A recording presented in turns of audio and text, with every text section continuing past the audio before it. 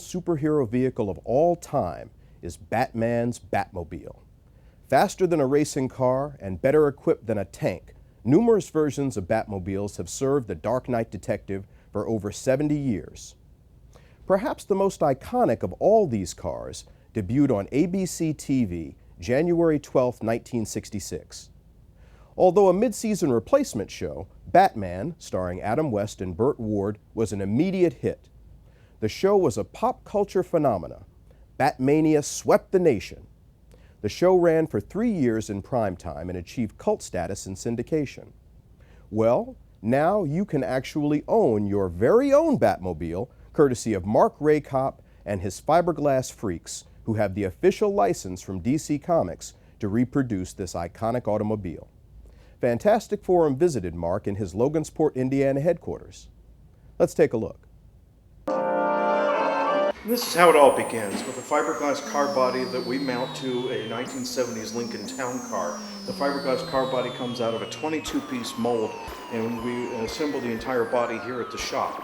And the car body comes out of the mold as a one-piece body, so there's nothing grafted together. And then we have a separate hood, doors, and trunk lid, and that provides a lot more strength to a car body to do that. And it's a little bit rough, as you can see right now, and then we do a lot of body working to work on the seams of the car to start to smooth it out. We cut open the areas for the hood, the trunk, and then make it a very, very smooth transition from this to the next step, which is over here. This is a car that is in the middle of a paint job. Very shortly we'll be finishing up the striping on the headlight buckets and then matching those onto the hood. So it's coming along very nicely, and it won't be long and we'll be wet sanding this car and buffing it to an absolutely spectacular shine, and then going into the final assembly and giving it to the customer. This particular customer is in Iowa. It takes about 6 hours to do all the masking for the striping, and we're doing some minor touch-ups here to the striping. I wasn't pleased with the striping, so that always means more work, right?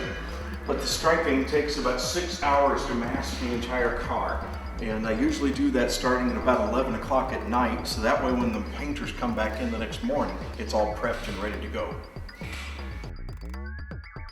It takes about 6 months to build each car from beginning to end, and that includes the tearing down of the Lincoln Town Car all the way through the final assembly of the vehicle. The paint job itself, that particular portion of it takes about 4 or 5 days. We usually start off by painting the stripes, and then we'll paint the black, and then we'll clear coat the whole car. I was 2 years old in 1967 when I saw my very first Batman episode. I fell in love with the music, I fell in love with the action, the color, everything about the show, but especially the Batmobile. This particular car just caught my imagination, and I said, and believe this, at 2 years old, I said, someday I'm going to build a Batmobile. 15 years later, my friends and I were tearing down a 1974 Monte Carlo and turning it into the Batmobile. That was my Bat 1 car, and that's what started it all. Hi, I'm Matt White. I'm from Wabash, Indiana. I'm our head mechanic. I build most of the engines, transmissions, do all the mechanical work as far as brakes, suspension, things of that nature. I also build all the wiring harness, completely wire the car from front to back. And I do fabrication, and for the most part do a little bit of everything. Every single person that works on a Batmobile is very, very important to this team, because without, it's like a chain. As they always say, that a chain is only as strong as its weakest link. Well, that's the case here with building the Batmobiles as well.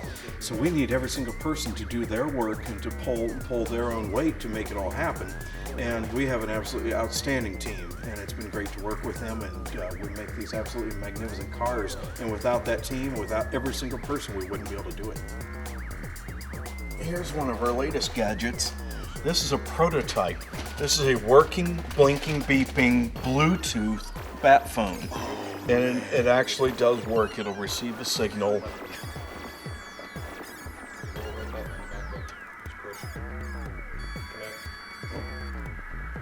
Yes, Commissioner.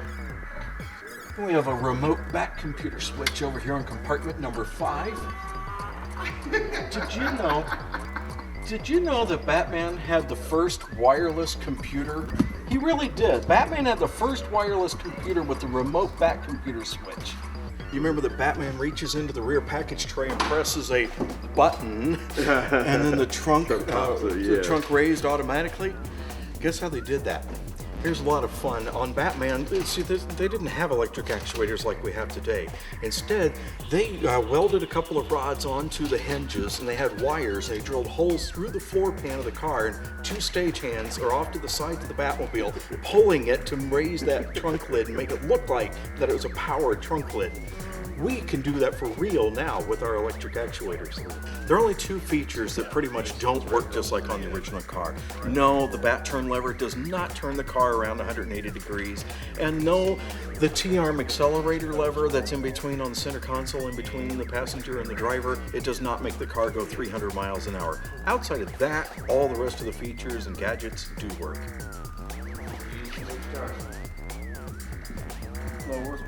Lower.